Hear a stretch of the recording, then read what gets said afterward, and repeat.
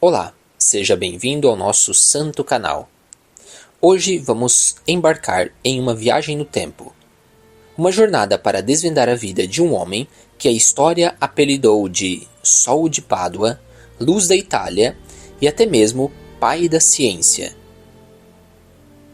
Para a maioria, o nome dele evoca uma imagem quase instantânea. O santo a quem recorremos quando perdemos as chaves de casa. Ou talvez a estátua na igreja com uma caixinha de ofertas para o pão dos pobres. Mas a origem dessas tradições, as histórias comoventes por trás delas, tudo isso parece ter se perdido numa névoa do tempo. No coração do Vaticano, na Praça de São Pedro, existe um obelisco gigantesco. Na base deste monumento, um papa franciscano mandou gravar uma oração poderosa para afastar o mal. Uma oração que foi revelada a uma devota por ninguém menos que o nosso santo de hoje. E ainda assim, a maioria das pessoas passa pela Praça do Vaticano sem fazer ideia dessa conexão. Ele é para muitos simplesmente o santo. Em Pádua, se você disser "vou até o santo", todo mundo sabe exatamente para onde você está indo. E há uma única coisa sobre a qual todos, absolutamente todos concordam. Santo Antônio é o santo dos milagres, o taumaturgo por excelência. A fama dele é tão grande que entrou até mesmo para o folclore de muitos países. Na Itália, existe a expressão "é muita graça, Santo Antônio", dita quando se recebe tanto de algo que o excesso chega a ser um problema.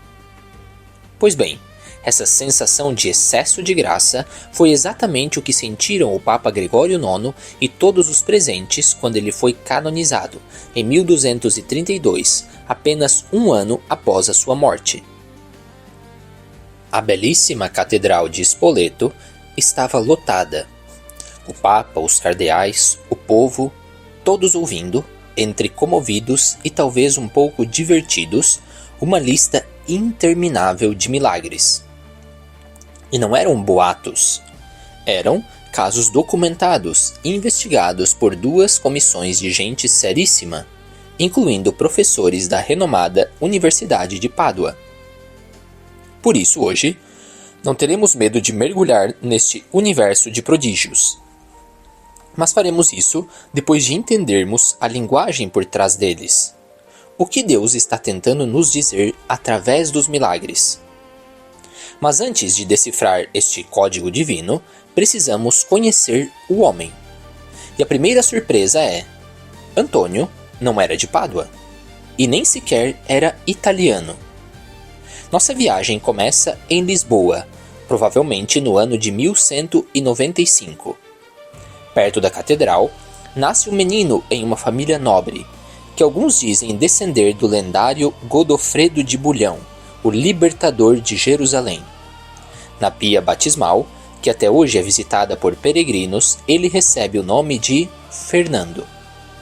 Ele cresce, estuda na escola da catedral e aos 15 anos, para a decepção de sua nobre família que sonhava com um futuro de glórias mundanas para ele, Fernando decide entrar para o noviciado dos cônegos regulares de Santo Agostinho. Aos 17 anos, ele se muda para um dos maiores centros de saber de Portugal, o Mosteiro de Santa Cruz, em Coimbra. Coimbra era a Harvard da época, um centro de cultura, ciência e literatura. Ali, Fernando mergulha de cabeça nos estudos. Ele devora as Sagradas Escrituras, adquire um conhecimento enciclopédico e aos 24 anos é ordenado sacerdote. Seu futuro parecia traçado, uma carreira brilhante, respeitada e previsível. Mas o destino, ou melhor, a providência, estava prestes a dar uma guinada de 180 graus na sua vida. Começaram a aparecer em Coimbra um novo tipo de religioso. Eles não se pareciam em nada com os monges que Fernando conhecia. Eram chamados de homens penitentes, da cidade de Assis. Vestiam-se como camponeses, com um hábito de saco, um capuz e uma corda na cintura. Eram os seguidores de um certo Francisco, um homem que naqueles anos brilhava sobre a cristandade como um sol, como um outro Cristo. Fernando, que na época era o hospitaleiro do mosteiro, responsável por acolher os visitantes, recebia esses frades com frequência, quando eles vinham pedir esmola. Eles pareciam gente sem importância, mas estavam virando o mundo da igreja de cabeça para baixo. Eles pregavam o evangelho como os padres, embora muitos não fossem. Mas faziam isso nas praças e não só nas igrejas. Consagravam-se a Deus, mas não queriam mosteiros nem abadias. Moravam em pequenas casas improvisadas. Viviam uma pobreza radical, mas, diferente de muitos hereges da época, não usavam essa pobreza para atacar a igreja ou o papa. Pelo contrário, obedeciam a todos com uma alegria contagiante. Fernando sentia uma fascinação por eles, aquela nostalgia que as almas puras sentem quando encontram uma encarnação mais verdadeira de seus ideais. Era como reconhecer algo que seu coração sempre procurou. Mas essa simpatia se transformou numa necessidade, num chamado irresistível, quando um evento trágico e heróico abalou toda a cidade de Coimbra. Estavam voltando para casa os corpos de 5 franciscanos. 5 daqueles frades que haviam partido de Portugal para evangelizar os muçulmanos no Marrocos e lá encontraram a morte por amor a Cristo. A mansidão deles não os salvou da fúria do Miramolim, o soberano local. Agora, o príncipe Dom Pedro, irmão do rei, trazia de volta seus corpos martirizados. E seria a igreja de Fernando, a de Santa Cruz, que abrigaria para sempre aquelas relíquias sagradas. Eram os primeiros mártires da ordem franciscana. Dizem que o próprio Francisco de Assis, ao saber do sacrifício deles, teria exclamado: "Finalmente, eu tenho 5 verdadeiros frades menores." Fernando testemunhou aquele retorno, e o que parecia uma derrota para ele era a maior das vitórias. Eram 5 frades simples, talvez sem sua imensa cultura, que não tinham passado anos debruçados sobre os livros como ele. Mas, para pregar o evangelho, eles haviam dado a própria vida. Eles, que mal sabiam o árabe, enquanto Fernando, que conhecia a língua, tinha ficado seguro e tranquilo em seu belo mosteiro. Naquele momento, ele entendeu. Ele queimava de paixão missionária. Ele precisava ser como eles. Fernando, então, pediu para se tornar um frade menor, para seguir os passos daqueles mártires. Isso significava renunciar a tudo, ao prestígio, ao conforto, à segurança. Significava vestir no corpo e na alma o hábito mais pobre que se poderia imaginar. E ele até mudou de nome. Passou a se chamar Antônio, em homenagem ao antigo santo abade, a quem era dedicada a capela dos frades em Coimbra. Primeiro, ele precisou reaprender a viver sua consagração a Deus, com uma profundidade que ele nunca tinha experimentado. Depois, conseguiu o que tanto queria, ser enviado para a missão, para o mesmo lugar onde os mártires tinham caído. Mas Deus não queria que ele fosse um mártir, pelo menos não daquele jeito. Mal chegou à costa da África e uma febre malárica violenta o derrubou. Depois de um inverno inteiro, tremendo de frio, numa esteira pobre, Antônio, fraco e doente, teve que embarcar de volta para sua terra. Fim da missão. Um fracasso.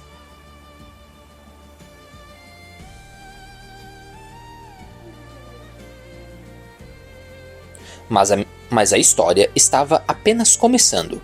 No caminho de volta, uma tempestade terrível se apoderou do navio. O vento soprou a embarcação para longe, muito longe de Portugal, e a atirou na costa da Sicília. Dizem que o frade português desembarcou em Taormina. E aqui a história se mistura com a lenda. As pessoas na Sicília contam histórias ingênuas e encantadoras sobre sua passagem. Falam de um poço milagroso que ele cavou em Messina, de um sino pesadíssimo que ele arrastou até Cefalu, usando apenas um galho, de grutas em Noto e Lentini, onde ele passava horas em oração. São lendas? Sem dúvida. Mas, por que um povo inteiro criaria tantas histórias e as passaria de geração em geração sobre um frade estrangeiro e doente que simplesmente naufragou na sua praia? Deve haver um motivo. A presença dele marcou aquelas pessoas de uma forma tão profunda que o transformaram em poesia, em canção de ninar, em tradição. Doente, náufrago, longe de casa e com sua grande ambição missionária completamente frustrada. Esse era Antônio, um desconhecido frade português perdido na Itália.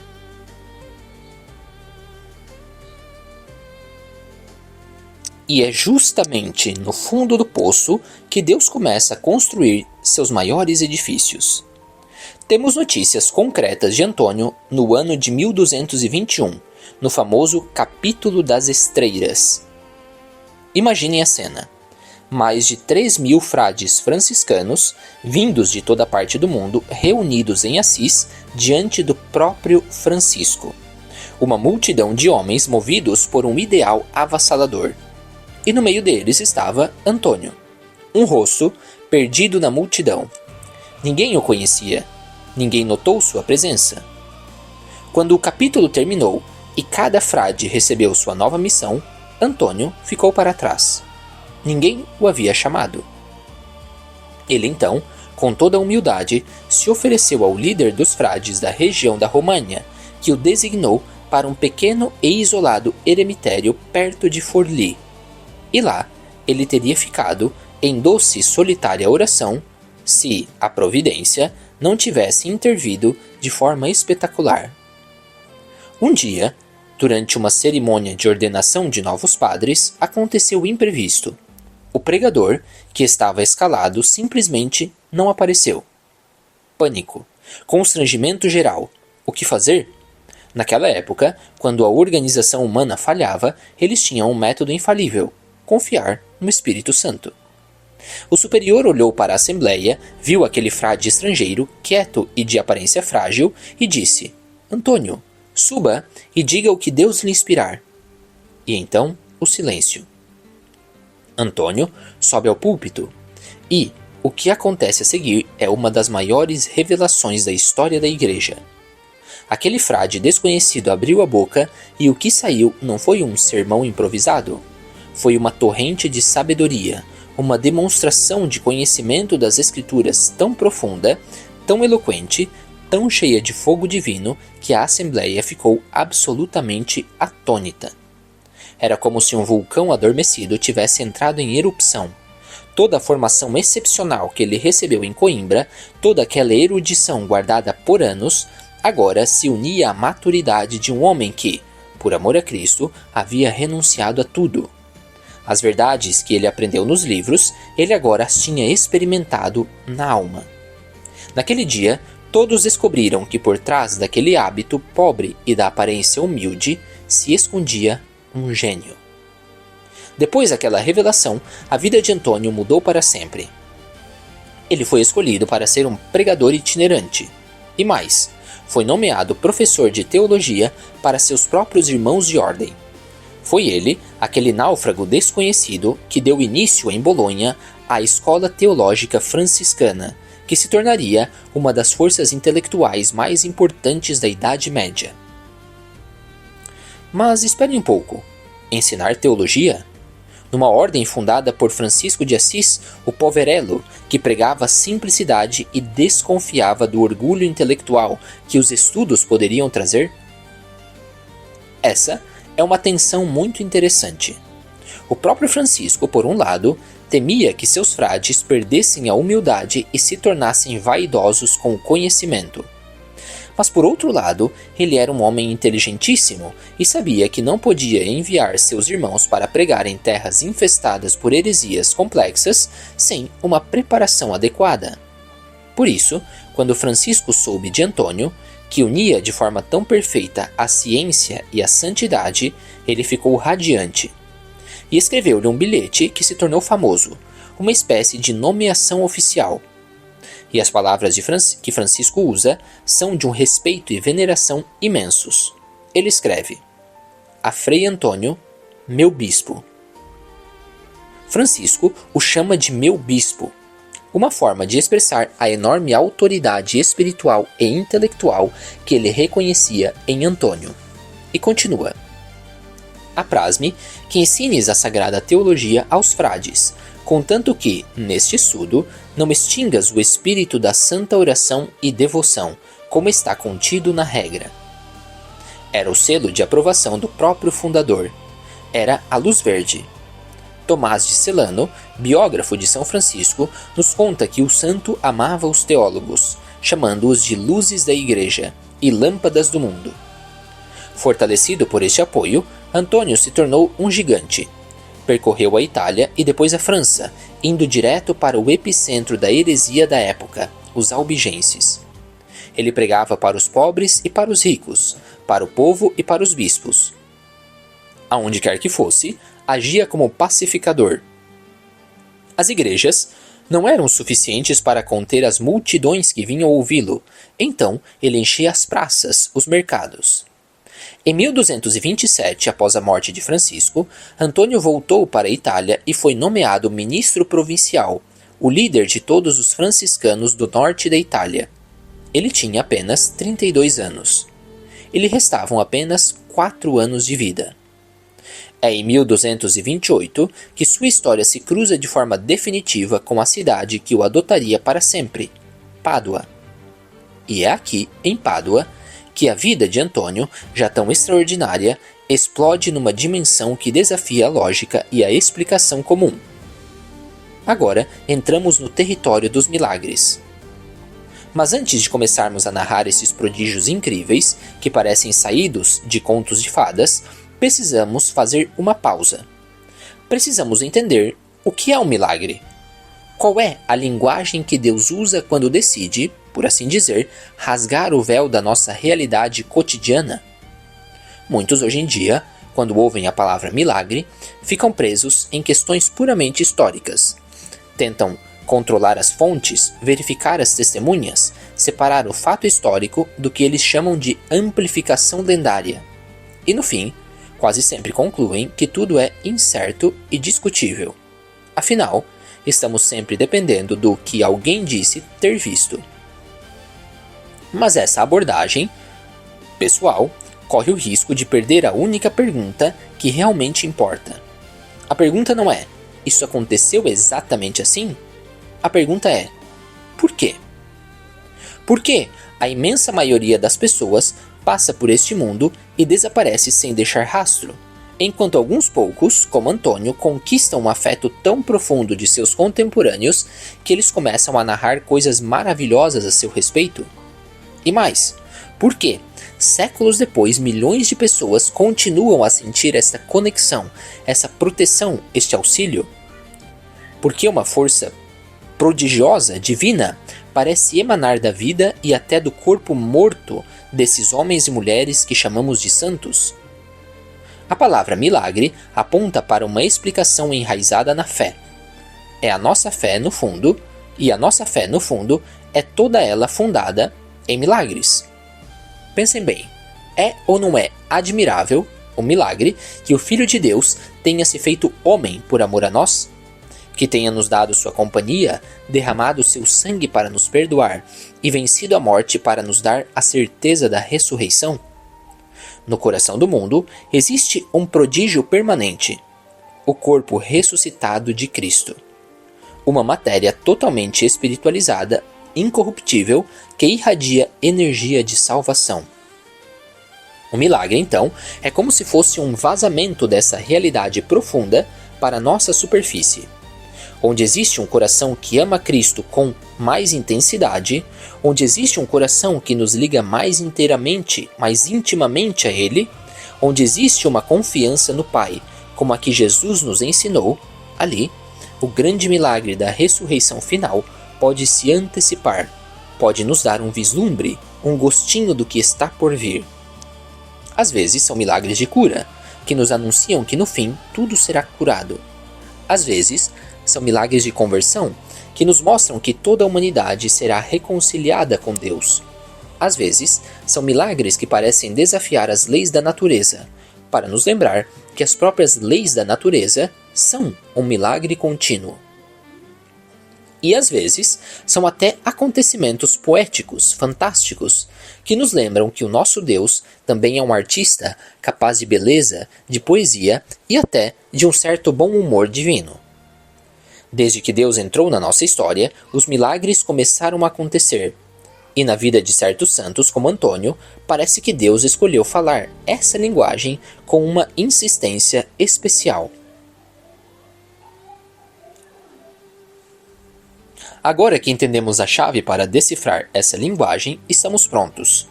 Estamos prontos para ouvir as histórias de Antônio.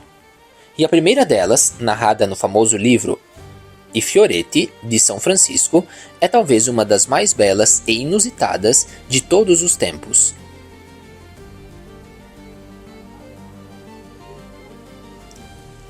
Aconteceu em Rimini, uma cidade cheia de hereges que se recusavam a ouvir a pregação de Antônio. Frustrado com a dureza dos corações humanos, o que ele faz? Ele se vira para o mar e começa a pregar para os peixes. O santo, de pé na beira da água, começa a falar como se estivesse num púlpito.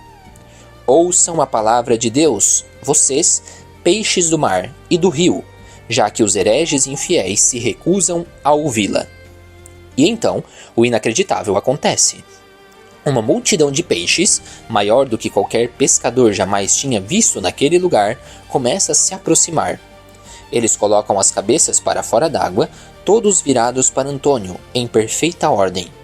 Os menores na frente, perto da margem, os médios um pouco atrás, e os maiores mais ao fundo, onde a água era mais profunda, todos em silêncio, atentos. E Antônio prega para eles. Ele os lembra de como devem ser gratos a Deus pelo elemento nobre em que vivem, pelas águas doces e salgadas, pelos refúgios contra as tempestades. Lembra que no dilúvio, enquanto todos os outros animais morriam, eles foram salvos. E que foi um peixe que, amando de Deus, salvou o profeta Jonas. E que foram eles, os peixes, o alimento de Cristo, o Rei Eterno. E enquanto ele falava, os peixes começaram a abrir a boca e a inclinar a cabeça, como que em sinal de reverência. Vendo aquilo, Antônio, exultando de alegria, gritou em alta voz: Bendito seja Deus eterno, porque os peixes o honram mais do que os homens hereges.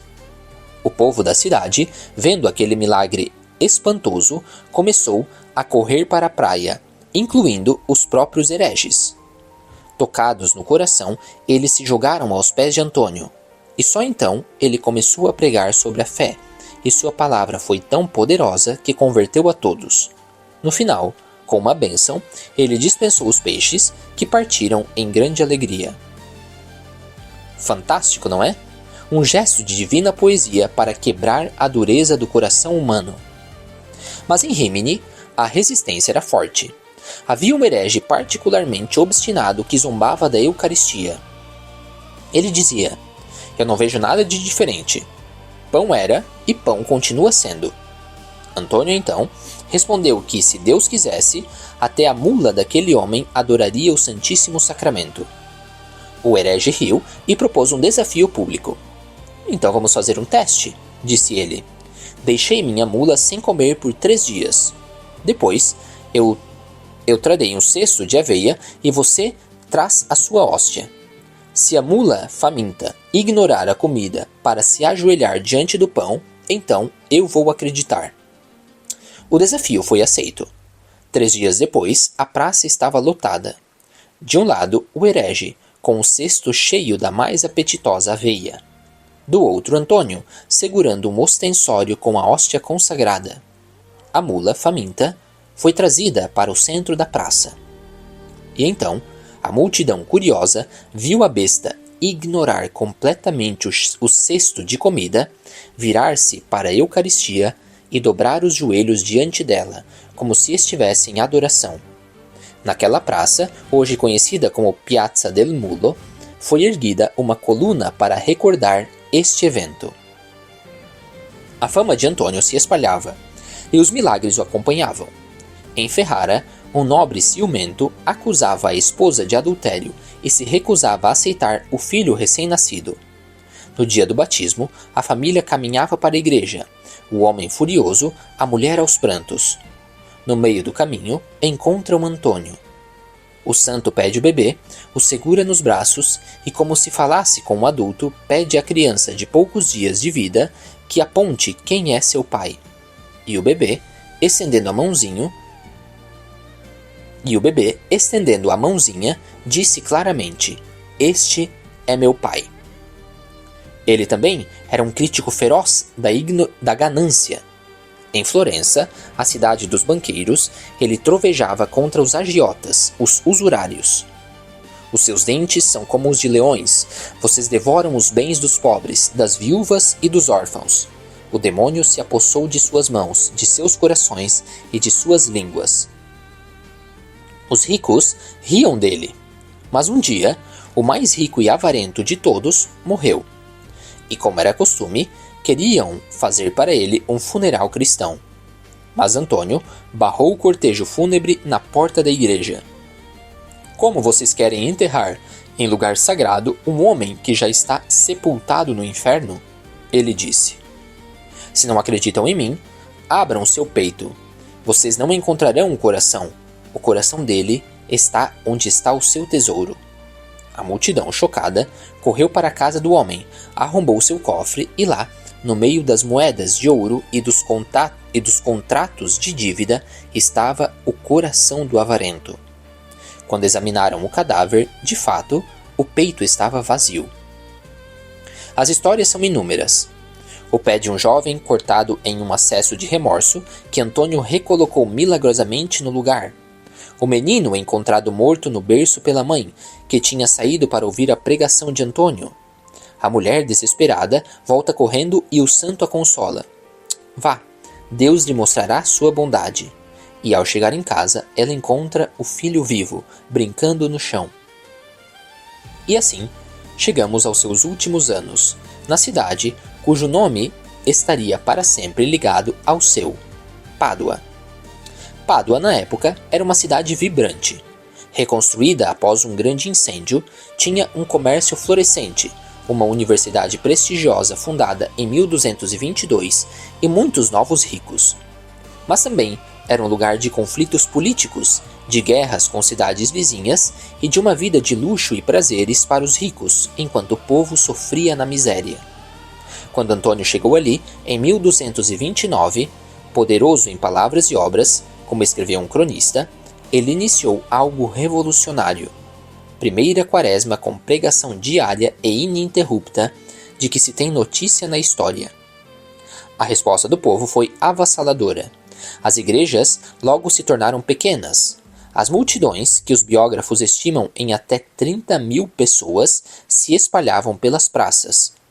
As pessoas chegavam de madrugada para garantir um bom lugar. Mercadores fechavam suas lojas. A cidade inteira parava para ouvir a palavra daquele frade. E ele não falava apenas de Deus, falava dos problemas concretos da cidade.